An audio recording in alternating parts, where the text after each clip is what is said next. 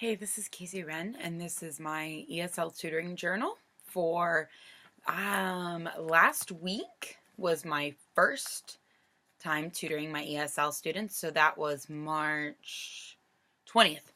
March 20th, and that was when I met the Brunswick County ESL teacher for my school. I teach at South Brunswick, and I have had a really hard time finding someone first. I contacted multiple people in Brunswick County trying to figure out who at my school I could work with. And it took me like 2 weeks to get in touch with anybody. And then I finally um, met Judy Martin, who is lovely. But I didn't meet her until completely and totally by accident. I was having a really hard time getting in contact with people, and then through a Spanish teacher at South, I met Judy. And I totally understand why I didn't get to meet her, because she's only at South from 7:30 until 10:30 on Wednesday mornings. The rest of the week she's at other schools in Brunswick County. So South has one ESL teacher that's there for 3 hours once a week.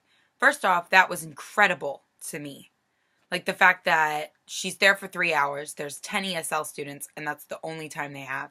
And she's the only one there.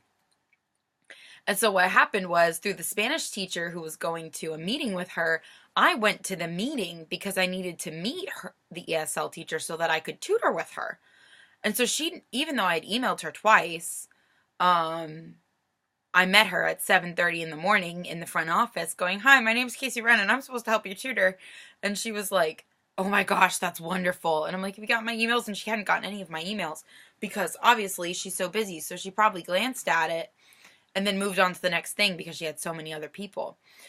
So that week, because I came in 5 minutes before they were having a meeting with an ESL student, I kind of got invited to stay to the meeting because I was supposed to talk to her after the meeting.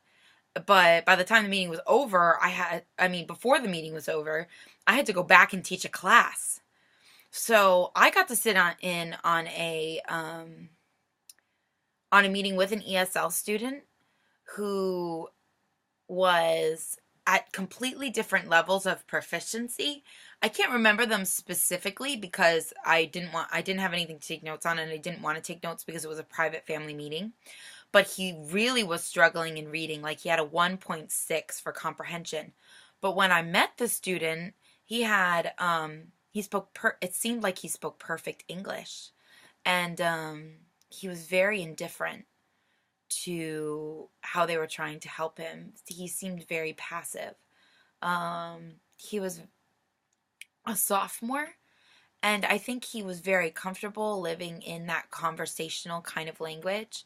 But when it came to reading something, he really struggled. And he totally understood. He had great comprehension when someone talked to him, when someone asked him a question. He had no problem with conversation. It was just his reading level that they were struggling with. And I think my biggest takeaway from this first glimpse into the ESL world was, how do you motivate passive ESL students? This student really didn't seem interested in any kind of help.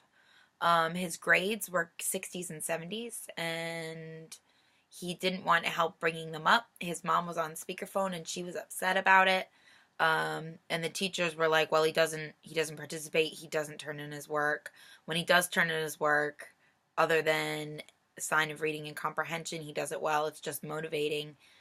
We're just trying to motivate him to do more of his work and to participate more, so that he can get his reading level up."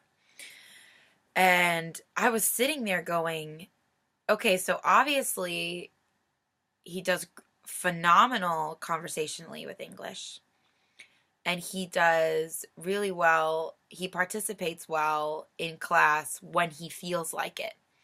But when it comes to helping him get up to reading level, I think my perception, what I can infer from sitting in on this meeting, is that he thinks that conversationally is enough.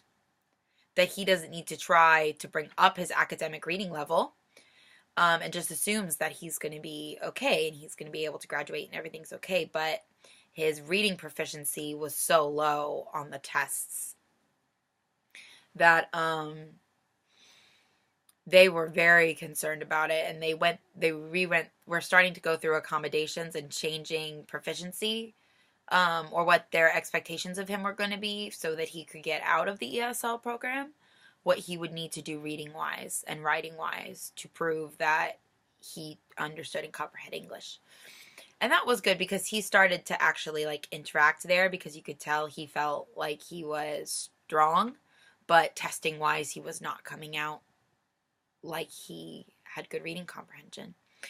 So my question for this tutoring session, I think, would be, to you, Dr. Papalini, Papamil, I'm sorry, is what are some good motivating strategies? Tomorrow morning is another tutoring session that I'm going to be having, where I'm going to be meeting kids. A new group of kids. I've had another tutoring experience that I need to make a video for, but I'm going to do them on separate days so that that doesn't get confusing.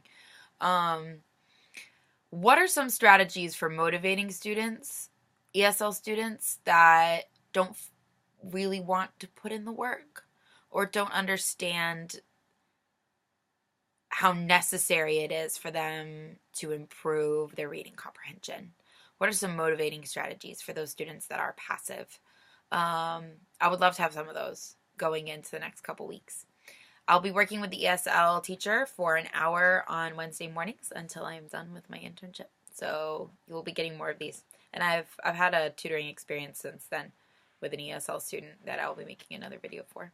So thank you so much and have a great night.